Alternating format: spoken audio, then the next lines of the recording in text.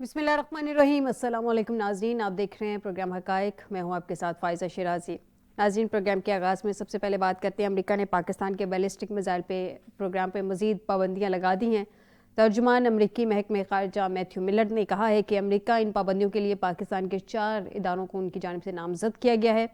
इन इदारों पर इल्ज़ाम है कि वो मादी तौर पर बड़े पैमाने पर तबाही फैलाने वाले हथियारों के फैलाव में किरदार अदा कर रहे हैं या किरदार अदा कर सकते हैं। इन पाबंदियों में बड़े पैमाने पर तबाही फैलाने वाले हथियारों और उनकी तरसील के निज़ाम को हदफ बनाया गया है। ये तो एक लॉजिक पेश की गई है अमेरिका की जानिब से। नाज़रीन, इसके जवाब में पाकिस्तान ने अमेरिकी पाबंदियों पर सख्त रद्द-ए-अमल भी दिया है। इस फैसले को मोतसबाना करार भी दिया है और तर्जुमान दफ्तर खारजा मुमताज़ ज़हरा बलोच ने कहा है कि अमरीकी पाबंदियों के बारे में रद्द-ए-अमल में उन्होंने कहा है कि निजी तिजारती कंपनियों पे अमरीकी पाबंदियाँ अफसोसनाक हैं। इस इकदाम से खत्ते के स्ट्रेटजिक इस्तेहकाम पर ख़तरनाक असरात मुरतब होंगे। माजी में भी महज शकूक की बुनियाद पर पाबंदियाँ आयद की गई हैं। जबकि मज़ीद कहा गया मुमताज़ ज़हरा बलोच की जानिब से कि अमरीका ने दूसरे मुल्कों को जदीद मिलिट्री टेक्नोलॉजी की इजाज़त दी है। दोहरे मयार से एटमी हथियारों के अदम फैलाव के मकसद को धचका लगा है। नाज़रीन, इस पर बात करेंगे प्रोग्राम के पहले हिस्से में कि अमरीकी पाबंदियों से पाकिस्तान की मिसाइल सलाहियत पे कोई असर नहीं पड़ेगा या पड़ेगा।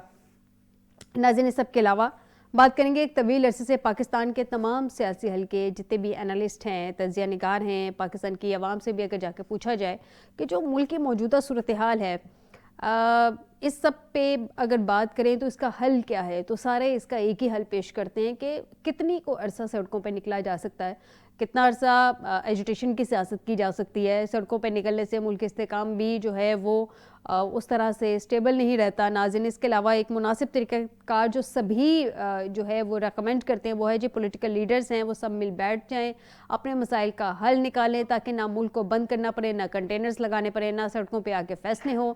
मिल बैठ के ऐवानों में बैठ के फ़ैसले करें और जो हमारे मसाइल हैं यानी कि आम पाकिस्तानी के मसाइल हैं उनको भी हल किया जाए। नाज़रीन, बहरहाल इस सब के बाद काफ़ी अरसे के बाद हमें एक ऐसी स्टेज नज़र आती है जिस पे अपोजिशन भी तैयार है बैठने को, हुकूमत भी तैयार है बैठने को। लेकिन प्रॉब्लम यह है कि ना अपोजिशन की जानिब से फ़र्स्ट स्टेप लिया जा रहा है, ना हुकूमत की जानिब से फ़र्स्ट स्टेप लिया जा रहा है। आज कहा गया है उमर अयूब साहब की जानिब से, वो कह रहे हैं कि हमने किसी के पास नहीं जाना, किसी ने मुज़ाकरात करने हैं तो करें, नहीं तो ना करें। शिबली फराज भी ऑलमोस्ट इसी से मिलती जुलती बात कर रहे हैं। नाज़रीन, इस सब के अलावा GHQ हमला केस में वज़ीर आला गंडापुर साहब, शाह महमूद कुरैशी समेत 14 मुलज़मान पर फर्द जुर्म भी आयद करती गई है। इस सब पे बात करते हैं आज के प्रोग्राम में। आपको बताते चले कि हमें ज्वाइन किया है जमशेद इकबाल चीमा साहब है, सीनियर रहनुमा पाकिस्तान तहरीक इंसाफ। बहुत शुक्रिया चीमा साहब आपका हमें ज्वाइन करने के लिए। मारिया सुल्तान है, डिफेंस एनालिस्ट है, बहुत शुक्रिया मारिया साहब आपका भी हमें ज्वाइन करने के लिए। वहीद गुल साहब है, सीनियर रहनुमा है PMLN के, बहुत शुक्रिया वहीद गुल साहब आपका भी हमें ज्वाइन करने के लिए। सबसे पहले मारिया से जानते हैं, मारिया, ये जो अमरीकी पाबंदियाँ मज़ीद सामने आई हैं पाकिस्तान के बैलिस्टिक मिसाइल प्रोग्राम पे, इसके हवाले से अगर बात करें तो माजी में भी पाबंदियाँ लगती रही हैं, अभी भी इन पाबंदियों का कितना असर होगा? देखिए, ये जो पाबंदियां हैं ये इन्होंने बड़ी जो है एक तरह से सोची समझी जो है मनसूबाबंदी के तहत पाकिस्तान के खिलाफ आयद की हैं। क्योंकि ज़ाहिर है इसका तमाम तर जो दारोमदार है वो अमेरिका के अंदर मौजूद है और वो अपनी मर्जी से किसी भी एंटिटी के ऊपर ये जो है एक तरह से पाबंदियां लगा सकते हैं। लेकिन इसका बुनियादी मकसद ये है कि जो नई आने वाली अमेरिकन हुकूमत है उनके पास तजारती तौर पे पाकिस्तान के साथ अपने जो रवाबत बढ़ाने हैं उनके लिए इतने ज़्यादा दरवाजे ना खुले गए। और इसके साथ साथ जैसे कि हम उम्मीद रखते थे कि ट्रंप के आने की वजह से दो तरफा ताल्लुकात में इजाफा होगा या दो तरफा तजारती ताल्लुकात में इजाफा होगा, बिलखसूस दफाई एतबार से उन सब की रोकथाम करने के लिए। और इसकी बुनियादी वजह यही है कि अमेरिका की जो जाने वाली हुकूमत है इनकी हिंदुस्तान के साथ बहुत ज़्यादा रवाबत रही है और हाईटेक और डिफेंस टेक्नोलॉजी में भी बहुत ज़्यादा। तो एक अफसोसनाक अमल है और इनको अपनी इंटरनल पॉलिटिक्स के अंदर दो ममालिक के ताल्लुकात को यकीनन भी नहीं चलाना चाहिए था। इसी हवाले से जानते हैं चीमा साहब से। चीमा साहब, ये जो अभी इस वक्त हम देख रहे हैं कि पाकिस्तान पे पाबंदियां मज़ीद लगा दी गई हैं, अमेरिका ने पाकिस्तान के बैलिस्टिक मिसाइल प्रोग्राम पे मज़ीद पाबंदियां लगा दी हैं। सर, दूसरे ममालिक भी हैं जिसमें हम देखते हैं कि उनको जदीद टेक्नोलॉजी, जदीद मिलिट्री टेक्नोलॉजी की इजाज़त है, लेकिन हम पे बार बार ये पाबंदियाँ क्यों लगती हैं? देखिए, मैं समझता हूँ कि जो लोग भी अपने मुल्क में राइट नहीं देते अपने अवाम को या अपने अवाम के साथ या दुनिया के साथ सच नहीं बोलते, डेफिनेटली उनकी क्रेडिबिलिटी कम हो जाती है। और मैं समझता हूँ कि इस वक्त अनफॉर्चुनेटली हम भी उसी उन्हीं मुल्कों में शामिल हैं कि जो बड़े आराम से कह देते हैं कि डी चौक पे गोली नहीं चली। तो इस तरह के मतलब इतने गैर जिम्मेदाराना जो गवर्नमेंट है उसकी इंटरनेशनल क्रेडिबिलिटी क्या हो सकती है। और उससे पहले वो अगर वोट भी लेके ना आई हो और एक पूरा इलेक्शन चोरी करके पूरी जाली पार्लियामेंट सजी हो, पूरी एक यू कैन से सेनेट जाली सजी हो, जाली वोटों से सदर मुंतखब हुआ हो, तो उन लोगों का जो इंटरनेशनल इज्जत होगी, जो उनका वकार होगा, जो उनकी बात की क्रेडिबिलिटी होगी, जो वो बात करेंगे लोगों से कितना मानेंगे, फिर उनके पीछे उनकी आवाम हो, आवाम अपने हकूक के लिए कोई बात करे या एक मुल्क में हैसुल कौम हैसुल नेशन एक बात करे, तो उसमें तो कोई चीज भी ऐसा जो बेसिक क्राइटेरिया होता है कुछ मांगने का या इज्जत से जीने का या जमहूरी मुल्क के तौर पर कौमों की बरादरी में आप कह लें कि सर्वाइव करने का, वो तो है नहीं। जब है नहीं तो फिर लोगों की मर्जी है हमारे साथ क्या करते हैं। दो नंबरी हम करते हैं अपने अवाम के साथ, लोग हमारे साथ दो नंबरी करते हैं, या हम अपने अवाम के साथ ज्यादती करते हैं, लोग हमारे साथ ज्यादती कर जाते हैं और फिर हम बोल भी नहीं पाते। तो हम समझते हैं कि जैसे आज मीडिया पे बात हो रही है कि अपने दो चार चैनल को कह देंगे कि आप ये प्रोग्राम करें और मतलब पर्पस पूरा हो जाएगा, तो उससे मतलब जिस तरह जिस अंदाज में बयानियां बनाने के लिए या ब्लेम द विक्टिम वाली बात है कि जो इस वक्त मजलूम अवाम है उनके खिलाफ जो यहाँ बनाया जाता है, नैरेटिव बनाया जाता है मीडिया के थ्रू, लोगों ने मीडिया पे देखना छोड़ दिया। तो हम तो अपने अवाम अपने मुल्क के अंदर 25 करोड़ लोगों को अपनी बात नहीं सुना सकते, क्योंकि हमारे पास ये मीडिया का, इलेक्ट्रॉनिक मीडिया का जो प्लेटफॉर्म था या अखबार का प्लेटफॉर्म था वो भी नहीं रहा। वो भी मतलब भीड़ चढ़ गया इसी बात की, किसी क्वेश्चन की भीड़ चढ़ गया कि हमने ब्लेम द विक्टिम करना है, लिहाजा वो अपनी क्रेडिबिलिटी खो बैठे। लिहाजा आज जो कुछ भी हो रहा है सच्ची बात है लोगों को ना पता है इसका क्या हो रहा है, ना लोगों को पता है और चीजें बड़ी कंफ्यूज है मुल्क में, और ना लोग अपने हकूक के लिए, अपने मुल्क के हकूक के लिए आवाज उठा सकते हैं। और गवर्नमेंट आपकी जो उसकी क्रेडिबिलिटी को नहीं है, उन पर कोई बंदा एतबार करने को तैयार नहीं है। और वो सारे के सारे छोटे मोटे पैसे, छोटे मोटे वारदात ये वो पैसे बनाने लगे हुए हैं। तो जहां पे आप कह लें कि जिस तरह का एक यू कैन से एक रिप्रेजेंट करते हैं कुछ मतलब यू कैन से मीडिया के लोग जिस तरह के रिप्रेजेंट कर रहे हैं अदारों को, जिस तरह के सियासतदान रिप्रेजेंट कर रहे हैं, एक मैसेज लेके आते हैं या धमकियां लेके आते हैं, तो उससे तो कभी भी देखें उससे तो कोई क्रेडिबिलिटी नहीं है ना कि उनकी बुनियाद पे आपका पैगाम किसी तक पहुंच जाए या आपकी दरखास्त किसी तक पहुंच जाए या आपका कोई लॉबिंग आपकी बेहतर हो सके। वो तो कुछ भी नहीं हो रहा।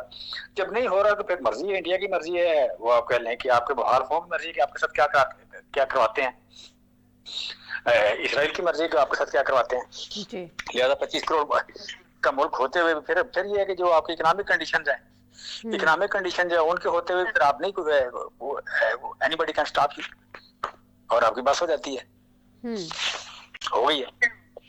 ठीक, वहीद गुल साहब से जानते हैं। वहीद गुल साहब, सर आपकी गवर्नमेंट है, अमेरिका ने मजीद पाबंदियों का ऐलान कर दिया है आज। कह तो बज़ाहिर ये दिया गया है कि फ़ैसले को मुतसबाना आपकी जानिब से कहा गया है और सख्त रद्द अमल भी सामने आया है। हम सब पाकिस्तानी इस पे सख्त रद्द अमल दे रहे हैं, कंडेम कर रहे हैं, और ये बिल्कुल भी किसी भी तौर पे काबिल कबूल नहीं है कि पाकिस्तान पे किसी तरह की पाबंदियां लगे। हम पाकिस्तानी हैं, पाकिस्तान में रहते हैं, अपने मुल्क से बहुत मोहब्बत करते हैं। सर अब गवर्नमेंट का क्या नेक्स्ट स्टेप होगा? जी बिस्मिल्लाहिर्रहमानिर्रहीम। देखिए, इस के ऊपर बात करने से पहले मुझे जमशेद इकबाल चीमा साहब की बात सुन के बड़ा ही अफसोस हुआ है कि कौमी मसाइल के ऊपर भी जो है वो किस तरह की ये बात जो है वो करते हुए नजर आते हैं। लेकिन देखिए, हमारा ये जो मसाइल प्रोग्राम है और ये जो इसके ऊपर जो मुतसबाना दोहरा म्यार जो है वो अमेरिका की तरफ से जो दोहराया गया है, ये पाकिस्तान की स्ट्रेटेजिकल जो सलाहियत और खुद मुख्तारी और दिफा है और जनूबी एशिया में अमन की जमानत है, इसके ऊपर कोई किसी किस्म की भी अल्लाह के फजलो करम से आज जो है वो नहीं आ सकती। और मैं समझता हूं कि जिस तरह से आज पाकिस्तान की हुकूमत ने और वजारत खारजा ने अपना मुकदमा जो है वो दुनिया के सामने पेश किया है, पूरी कौम उसकी तायद और हमायत करती है। उसके अंदर जो है अगर पीटीआई की अपनी जो नफरत है वो उसको आज ये जाहिर करने का मैं समझता हूँ किसी तौर के ऊपर भी ये दिन नहीं था। चाहिए तो ये था जमशेद इकबाल चीमा साहब को कि वो कहते कि तमाम तर मसाइल के बावजूद, तमाम तर सियासी इख्तलाफात के बावजूद हम जो है वो इस बात को कंडक्ट करते हैं, लेकिन इनके अंकल जो है वो ट्रंप जो है वो आए हैं और ये इनको लोरियां सुनाई जा रही है और इनके कान में बिन बनाया जा रहा है कि ट्रंप जो आएगा तो लग पता जाएगा। ये जनाब ये किधर भिपकिए हैं और मैं समझता हूं कि ये आपने देखा कि जब पाकिस्तान की खुद मुख्तारी का मामला हो तो अमेरिका का बाप भी पाकिस्तान का बात बेखा नहीं कर सकता। क्या इनको याद होना चाहिए कि यहाँ अफरीदी को जिसने पाकिस्तान की सालमियत को नुकसान पहुंचाने का काम किया, क्या अमेरिका उसको छुड़ा कर ले गया? मैं समझता हूं कि किसी तौर के ऊपर भी पाकिस्तान की दिफाई पोजीशन को कमजोर जो है वो इन चीजों से नहीं किया जा सकता। और ये क्या बात कर दी, क्या दुनिया इसको देख नहीं रही कि तजारती मकासद के लिए जो चीजें इस्तेमाल हो रही हैं उनके ऊपर बेजा तौर के ऊपर जो है वो अमेरिका बहादुर जो है वो पाबंदियां लगाएगा और दुनिया इसको मानेगी। मैं समझता हूँ कि इस वक्त हालात बिल्कुल जो है वो यकसर चेंज हो गए हुए हैं और अमेरिका दुनिया के अंदर कोई वाहिद सुपर ताकत नहीं रह गई। हम दुनिया के फ्लोर के ऊपर भी आवाज उठाएंगे और पाकिस्तानी कौम आपको बिल्कुल इस मामले में बिल्कुल यकजा और मुत्तहद जो है वो नजर आएगी पाकिस्तान के वहीद गुल साहब, उम्मीद तो यही के साथ भी और इस प्रोग्राम के साथ भी। वहीद गुल साहब, उम्मीद तो यही की जाती है और इंशाल्लाह होगा भी ऐसा कि पाकिस्तानी कौम जब पाकिस्तान पे खुदा न खासा किसी जानिब से आ जाती है तो बिल्कुल यकजहती का मुजाहरा करती है, मुत्तहिद होती है, चाहे फिर उस वक्त अपोजिशन हो या हुकूमत हो, सारे एक पेज पे ही होते हैं। मैं ज़रा मारिया साहबा से जानूंगी। मारिया साहबा, हमने ओवरऑल इसके असरात की बात की है, अगर हम बात करें इन पाबंदियों से पाकिस्तान की मिसाइल सलाहियत पे किसी किस्म का कोई असर पड़ता नजर आ रहा है आपको? देखिए, पहले तो मैं एक बात बड़ी वाज़ेह तौर पे कहना चाहूंगी, क्योंकि हर चीज़ के ऊपर आप सियासत कर सकते हैं लेकिन कुछ चीज़ें जो है सियासत से बालातर होनी चाहिए जी। और कौमी सलामती के मामलात के मामले में हमें थोड़ी सी संजीदगी से बात करनी चाहिए, क्योंकि अगर आप हर चीज़ सियासत की भीड़ चढ़ा देंगे तो फिर आप अपने कौमी फैसले या कौमी सलामती के मामलात को कैसे तय करेंगे। दूसरी बात यह कि इस वक्त जो कोशिश पाकिस्तान के खिलाफ की जा रही है वो यही है कि पाकिस्तान की जो हाईटेक इंडस्ट्री है उसको जो है अमेरिका के अंदर जो है सनती एतबार से उनके ऊपर रुकावटें पैदा की जाएं। दूसरी बात, क्या ये पाकिस्तान के एटमी या पाकिस्तान के मिसाइल प्रोग्राम के ऊपर किसी किस्म की रुकावट का सबब बनेगी? तो हरगिज नहीं। देखिए, पाकिस्तान ने अपने मिसाइल प्रोग्राम भी आपका खुद साख्ता है और उसके अंदर भी आप खुद इन्हिसार रखते हैं। हाँ, ये बात दुरुस्त है कि इससे जो आपकी बाकी सनत है उसके ऊपर जो है वो कोशिश कर रहे हैं कि अमेरिका का जो असर रसूख है या अमेरिका के साथ जो दो तरफा ताल्लुकात बेहतर हो सकते थे सनती या तजारती सतह के ऊपर, उनको जर्ब लगाने की कोशिश की और ये बाइडेन एडमिनिस्ट्रेशन ने जाने से पहले की है। यानी उन्होंने अपनी अंदरूनी सियासत की वजह से अमेरिका के जो मुस्तकबिल के इस खत्ते के अंदर जो है किसी किस्म की पेशरफ होती मुस्बत तरीके से उसको रोकने की कोशिश की है। पाकिस्तान का एटमी प्रोग्राम और मिसाइल प्रोग्राम अल्हम्दुलिल्लाह ना सिर्फ खुद इन्हिसार है और खुद इन्हिसारी पे जो है मुश्तमिल है, यानी कि उसकी बुनियाद उसके ऊपर है, लेकिन उसके साथ साथ हम हमेशा से ये पाबंदियां सहते आए हैं, लेकिन इसके बावजूद हम किसी सूरत की मार खाने वाले नहीं है, ना ही खाएंगे। लेकिन ये बैनुल-अक़वामी क्राइटेरिया के तहत, बैनुल-अक़वामी असूलों के तहत बहुत अफसोसनाक अमल है, क्योंकि ये इन्होंने अपनी जो है पावर इस्तेमाल की है एक खुद साख्ता जो है एक तरह से जो है सैंक्शन रिकॉर्ड आपके खिलाफ करते हुए, और इसका ताल्लुक किसी की हुकूमत की क्रेडिबिलिटी या नॉन क्रेडिबिलिटी से नहीं है। ये अमेरिका के एक्सपोर्ट कंट्रोल सिस्टम्स के साथ लिंक्ड है और उसकी बुनियादी जो ताकत होती है वो अमेरिका के अंदर जो तजारती या मिनिस्ट्री ऑफ कॉमर्स है वो ये तय करती है, जहाँ वो सियासी बुनियादों की वजह से आपकी जो उनकी जो सियासत है उसकी वजह से उन्होंने अपनी शबहात की वजह से जो उनके हिंदुस्तान के साथ ताल्लुकात हैं, दफाई ताल्लुकात, जो उनकी सनत उनके साथ काम कर रही है, उसको महफूज करने के लिए ये पाबंदियां पाकिस्तान के ऊपर आयद की हैं, जो ना सिर्फ गैर मुनसिफाना और पाकिस्तान इसको चैलेंज भी करेगा और पाकिस्तान इसके खिलाफ केस जो है अमेरिका के अंदर भी लेके जाएगा। तो लेकिन मारिया, एक और सवाल के जवाब मुझे दे दें कि ये दोहरा मयार क्यों है पाकिस्तान के साथ? दूसरे मुल्कों को जदीद मिलिट्री टेक्नोलॉजी की इजाज़त दी गई है, लेकिन पाकिस्तान पे पाबंदियां, ये दोहरा देखिए मेयार क्यों है? उसकी बेसिक उसकी 2-3 वजूहात हैं, क्योंकि वो नहीं चाहते कि पाकिस्तान चीन के साथ अपने ताल्लुकात को बेहतर लेके आए। इस वक्त आप जो बैनुल अक़वामी जंग है अमेरिका और चीन की, उस चीन की और अमेरिका की जंग का मरकज हैं आप। दूसरी बात यह है कि हिंदुस्तान और अमेरिका के दरमियान जो है मुख्तलिफ किस्म के दफाई और सनती माहिदे हैं। उन माहिदों की जो रूह है वो आज से नहीं 1999 से शुरू हुई है और अभी तक 60 से ज़्यादा माहिदे हो चुके हैं। और उन माहिदों के तहत अमेरिका और हिंदुस्तान मिलकर जो है दफाई एतबार से, सनती एतबार से हिंदुस्तान के साथ मिलकर अपने दफाई हथियार बनाएंगे। तो ये सनत का, उनके दफाई जो कॉन्ट्रैक्ट्स हैं, ये उनकी जो है एक तरह से आप सोच सकते हैं कि उनकी एंक्शसनेस, उनकी एंग्जाइटी है। वो नहीं चाहते कि किसी तरह जो नई अमेरिकन हुकूमत है, जो ट्रंप एडमिनिस्ट्रेशन है, उनके लिए इस खत्ते के अंदर कोई और जो है चांसेस हो। ये जो वो अपनी पुरानी पॉलिसी का तसलसल चाहते हैं और उसके लिए साथ साथ वो नई अमेरिका के अंदर जो हुकूमत है उनके रास्ते बंद करना चाहते हैं। तो ये एक अफसोसनाक हमल है कि जहाँ वो अपनी अंदरूनी सियासत की वजह से किसी दूसरे मुल्क के साथ, बिलखुसूस पाकिस्तान के साथ, जो दफाई एतबार से एक अच्छा और एक मतलब जिम्मेदार मुल्क है, उसके खिलाफ इस किस्म की जो है हरकत और सकनात में मुलव्वस भी हैं, और बिलाखिर अमेरिका को नुकसान होगा। पाकिस्तान के मिसाइल या एटमी प्रोग्राम के ऊपर इसका कोई हर्फ नहीं आएगा। ठीक हो गया। चीमा साहब, ये तो हमने बात की कि मुल्क की जो इस वक्त सूरत हाल है, बैलिस्टिक मिसाइल के हवाले से जो पाबंदियां लगी हैं, लेकिन ये जो मुज़ाकरात की बात चल रही है सर, आज क्या सूरत हाल रही बानी पीटीआई के साथ? जो मुज़ाकरात की बातें की जा रही है, कोई डिस्कशन में कोई मजीद हमें वे फॉरवर्ड नजर आ रहा?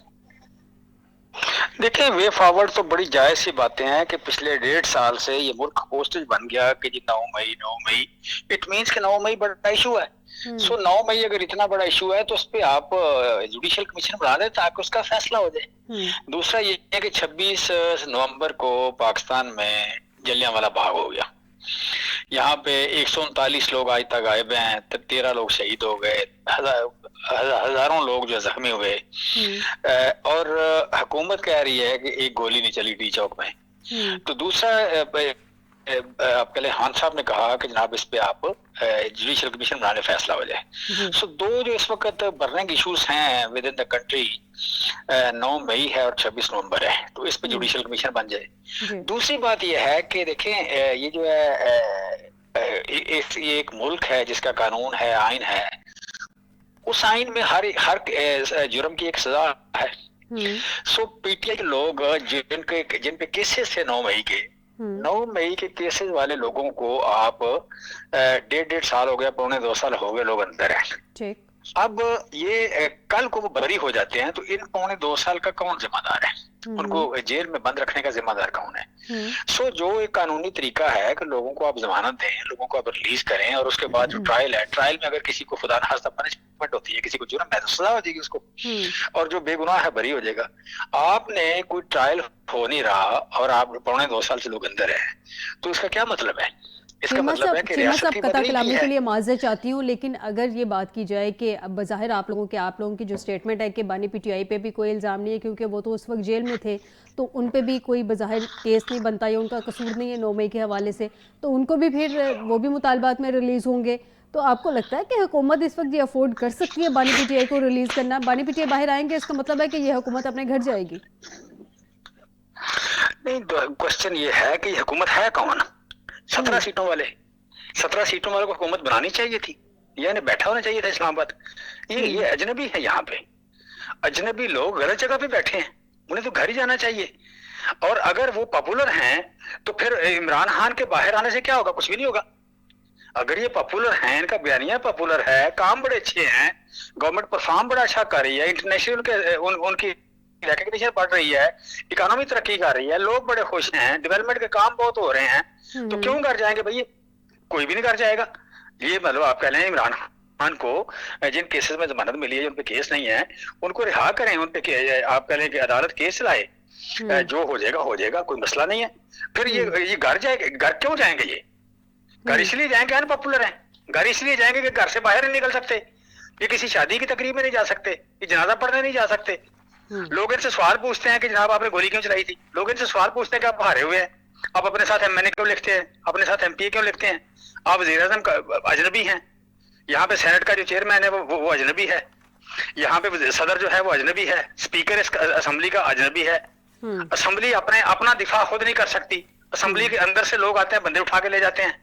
हमने भाई ऐसी असेंबली का चार्ट डालना है? इस मुल्क ने कभी इस तरह की असेंबली देखी थी? इस मुल्क ने कभी इस तरह की असेंबली देखी थी? सर आप सही कह रहे हैं, तौहीन पार्लियामेंट का बिल तो पास हो गया था, लेकिन जब तौहीन पार्लियामेंट हुई तो फिर उस पर कोई एक्शन नहीं उस तरह से लिया गया, सिवाय इस बात के कि जो जिनको कैद किया गया था या जिनको वहां से गिरफ्तार किया गया था उनको रिलीज करवाने के स्पीकर साहब ने इसके अलावा कोई बड़ा एक्शन नहीं लिया।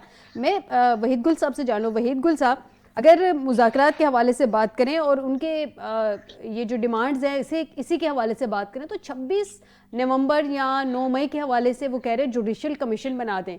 सर जुडिशल कमीशन बना दें, इसमें क्या हर्ज है? जो आप लोगों पे भी एक इल्ज़ाम है कि गोली चलाई या गोली क्यों चलाई, आप लोगों की साइड भी क्लियर हो जाएगी, क्योंकि आप लोगों पे भी इस वक्त बहुत ज़्यादा वेटेज है। सर आप लोगों की रिस्पॉन्सिबिलिटी है, अपनी साइड को क्लियर करें, हमें बताएं एग्जैक्टली गोली चली नहीं चली क्या हुआ। तो जुडिशल कमीशन बना दें, दूध का दूध पानी का पानी, बात क्लियर हो जाएगी, उनकी डिमांड भी पूरी हो जाएगी, आपकी साइड भी क्लियर हो जाएगी। अच्छा देखिए, सबसे पहली तो बात यह है कि मुझे जो है मैं बरमला ये इसका इजहार करता रहता हूँ। मुझे पीटीआई के जो पॉलिटिकल वर्कर हैं उनसे एक हमदर्दी जो है वो जरूर है, और चूंकि मैं समझता हूँ कि किसी भी पार्टी का जो पॉलिटिकल वर्कर होता है वो अपनी इस्तेदाद से बढ़कर जो है वो कुर्बानी देता है। ये जाके फिर उसको इक्तदार में आने के बाद वो कुछ उतना वो oblige नहीं होता जितनी उसकी बड़ी कुर्बानी होती है। लेकिन मैं समझता हूं कि इस वक्त पीटीआई के वर्कर को, पॉलिटिकल वर्कर को बरगलाया जा रहा है और बरगला कर उनसे कुर्बानी ली जा रही है, और ये जो कुछ भी हुआ है, कौन वर्गला रहा है, जरा इस बात को क्लियर कर देंगे? वहीद गुल साहब, वर्गलाने की बात आप कर रहे हैं, पीटीआई वर्कर्स को कौन वर्गला रहा है? वो तो मतलब हर पार्टी वर्कर्स है, उनकी अपने कायद के साथ पार्टी के साथ एफिलिएशन होती है। सर नहीं, इस तरह से नहीं है, इस तरह से नहीं है बात।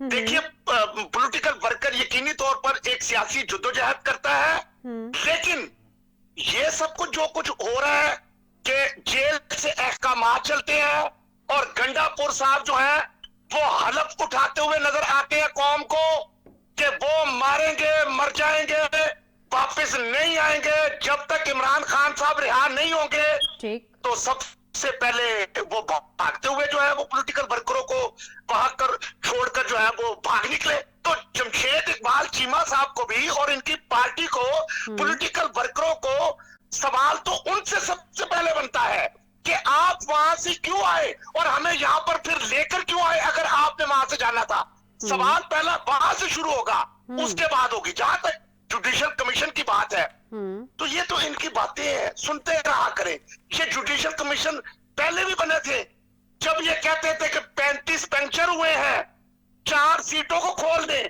तो जुडिशल कमीशन ने क्या कहा था, उसको मान लिया था इन्होंने।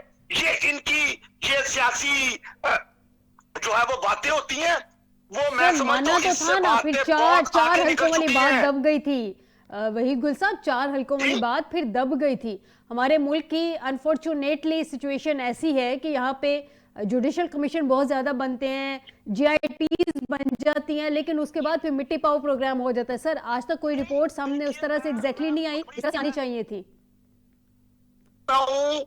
जमशेद इकबाल साहब चीमा को मैं बड़ा अच्छे तरीके से जानता हूँ, मेरा एक बड़ा ताल्लुक है इनसे, मगर मैं ये वो लोग नहीं है। ये जमशेद इकबाल चीमा जैसे लोग जो है वो आए किसी और इरादे थे कि हम जो है वो पॉलिटिकली तौर के ऊपर चलेंगे और चले, ये भी मैं कहता चलो कि मुल्क के लिए कुछ करेंगे, लेकिन अब जो कुछ हालात पैदा किए जा रहे हैं वो इस तरफ को नहीं जा रहे। सर आपका पर्पस चीमा साहब, सर आपका टारगेट चीमा साहब नहीं है, आप गवर्नमेंट में बैठे हैं, आपके कंधों पे रिस्पॉन्सिबिलिटीज हैं। वहीद गुल साहब, ट्राई टू अंडरस्टैंड। पाकिस्तान की सालमियत की बात है। वहीद गुल साहब, आपका टारगेट चीमा साहब नहीं है, आपका टारगेट पाकिस्तान की स्टेबिलिटी है। गुल साहब, एक तो प्रॉब्लम यह है कि आप लोग बात नहीं सुनते सर। आप लोगों को आदत है प्रेस कॉन्फ्रेंस करने की, आप लोग उसी गो में बोले जाते हैं, आप सवाल नहीं लेते हैं। प्रोग्राम में हमेशा कॉमा और उसके साथ फुल स्टॉप के साथ चलना पड़ता है सर। बात यह है, मेरा सवाल यह है कि इस वक्त रिस्पॉन्सिबिलिटी आप पे है सर। टारगेट चीमा साहब नहीं है, टारगेट आपका पाकिस्तान की स्टेबिलिटी है। आप गवर्नमेंट में बैठे हैं, आपने स्टेबिलिटी लेके आनी है सर। पाकिस्तान की स्टेबिलिटी की बात है तो क्या मईशत को जो है वो अल्लाह के फजल करम से वजीर आजम पाकिस्तान मियां नवाज शरीफ की क़यादत में जो है वो ठीक नहीं किया जा रहा? क्या आज स्टॉक एक्सचेंज आपकी दुनिया की बेहतरीन स्टॉक एक्सचेंज नहीं है? क्या डॉलर को बढ़ते हुए डॉलर को जो है वो पीछे की तरफ धकेल नहीं दिया गया? क्या जो बंद कारखाने थे वो अल्लाह के फजल करम से आज चलना शुरू नहीं हुए? तो फिर आप बता दें कि भी अगर ये चीजें नहीं है तो पाकिस्तान साहब, मुझे ब्रेक पे जाना है और मुझे मारिया से भी क्वेश्चन करना है, लेकिन ये जो आप बंद कारखानों की बात कर रहे हैं, ये किस जगह के बंद कारखाने हैं जो चलने लग गए सर? ये जरा इस पर रोशनी फरमाएंगे? जी बिल्कुल, हमारी ऑटो इंडस्ट्री जो थी वो मैं आप रिकॉर्ड जो है वो चेक कर लें कि बिल्कुल जो है वो बिल्कुल बंद हो चुकी थी। जो है इमरान खान का साहब के जमाने के अंदर, अब उसके अंदर अल्लाह की मेरे ग्रेजुअली जो है वो बूम आ रहा है। मैं तो जिस इंडस्ट्री से वाबस्ता हूं मैं पहले तो उसकी बात करूंगा, और दूसरी जो चीजें हैं वो भी आपको जो है वो इस वक्त आप देखो इकोनॉमी जो है, क्या आपके अंदर उसके अंदर बेहतरी के इशारे जो हैं सर? क्या आपने सनती इंडस्ट्री का हाल देखा है? सनत जो है ऑलमोस्ट बैठ गई है, जरा उधर भी गौर-व-खोज कर लेते तो ज्यादा बेहतर होता। बिजली के जो रेट थे, क्या इस रेट के ऊपर जो है सनत तो क्या कोई कारखाना भी कोई फैक्ट्री चल सकती थी? लेकिन तो सर आपकी हुकूमत से लेके आए ना, 26 महीने से आप हुकूमत कर रहे हैं सर, इसलिए आपने पीडीएम की गवर्नमेंट भी आपकी थी सर, पीडीएम की गवर्नमेंट भी आपकी थी सर। बर्डन दूसरे पे डाल देना बड़ा इजी होता है। पिछली हुकूमत ने अगर गलत किया था तो आप 30 साल से हुकूमत करें, आप बेहतर लेके आते ना सर। ये कैपेसिटी पेमेंट जो हम पे कर रहे हैं ये बनती नहीं है। अगर हम यहाँ पे आधी से आधी बिजली यूज कर रहे हैं तो हम इससे 100% की कैपेसिटी पेमेंट दे रहे हैं। इस पे कभी गौर-व-खोज किया? किसने मुआहदे किए थे सर? ये भी जरा देख लीजिए। मुझे वहीद गुल साहब एक ब्रेक लेनी है, ब्रेक से वापस आते हैं। मारिया से जानते हैं कि इस वक्त जो सूरत हाल है उस सबका रिस्पॉन्सिबल कौन है और मुज़ाकरात कहां तक पहुंचेंगे। नाज़रीन, एक छोटे से ब्रेक के बाद।